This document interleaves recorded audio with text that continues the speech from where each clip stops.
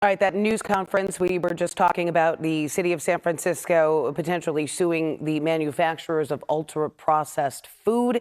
Let's go live to City Hall now. Created by combining artificial chemicals with industrialized processes. You can see a few of the worst offenders right here. While ultra-processed foods often have high sodium, added sugar, saturated fats, the health concerns are not just the amount of calories, fat, or salt. Ultra-processed foods themselves cause unique health risks because of their chemicals, because of how those chemicals are combined, the processes by which they are made.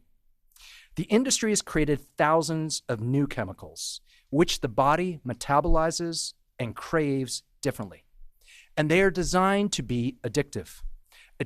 And craves differently. And they are designed to be addictive.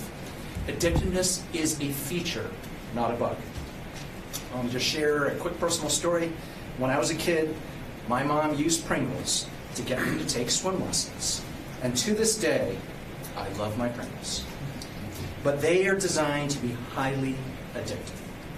In recent decades, this industry has flooded the American food supply. Today, they make up 70% of our food supply. There's no one who can completely avoid ultra-processed foods. So what's the harm? Ultra-processed foods have created an enormous public health crisis with skyrocketing healthcare costs. As the consumption of these products has risen, so has chronic disease.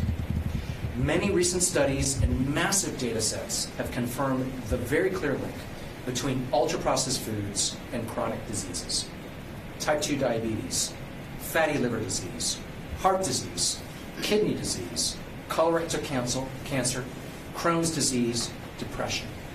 And the impact on children has been particularly alarming.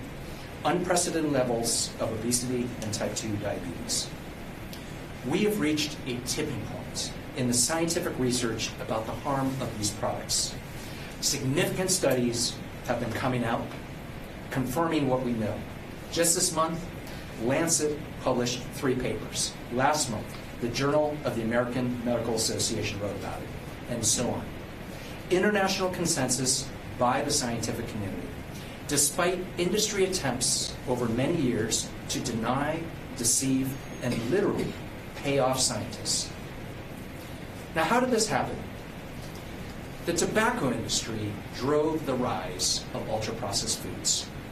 Starting in the 1960s, big tobacco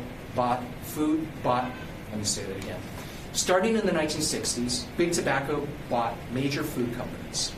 R.J. Reynolds purchased Nabisco and Del Monte. Philip Morris purchased General Foods and Kraft. In the 1970s, the food industry consolidated. These companies then transferred people, ideas, technology from Big Tobacco to the food industry. They used Big Tobacco tactics to research, design, and sell addictive products. They used addiction science and marketing techniques that followed the Big Tobacco playbook of creating the illusion and erosion of consumer choice. On the marketing front, they bombarded kids with product messages and advertising with cartoon mascots, from Tony the Tiger and Fred Flintstone to Paw Patrol. They used integrated marketing strategies with toy manufacturers and child-focused media companies, from Disney and Nickelodeon to Mattel, Nintendo, and Marvel. And they specifically targeted low-income communities of color and their kids. And I'll just note that this is not just about what we think of as junk food.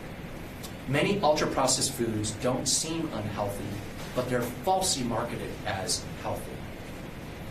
The most damning aspect of all this is, like the tobacco and opioid industries, the ultra-processed food industry had actual knowledge that their products cause harm. In 1999, as is laid out in our complaint, the CEOs of the largest U.S. food companies met. Pillsbury Kraft executives warned industry leaders that these ultra-processed foods had gone too far. They predicted devastating public health consequences, health conditions that would cost our country $100 billion a year, a public health toll that would rival tobacco. Those warnings were ignored.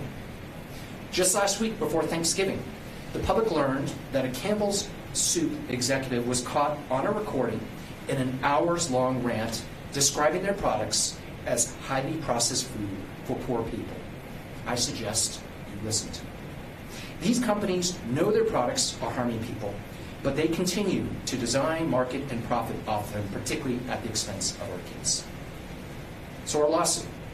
The companies we are suing today include Kraft Heinz, Mondelez, Post Holdings, Coca-Cola, Pepsi, General Mills, Nestle USA, Kellogg, Mars Incorporated, and ConAgra Brands.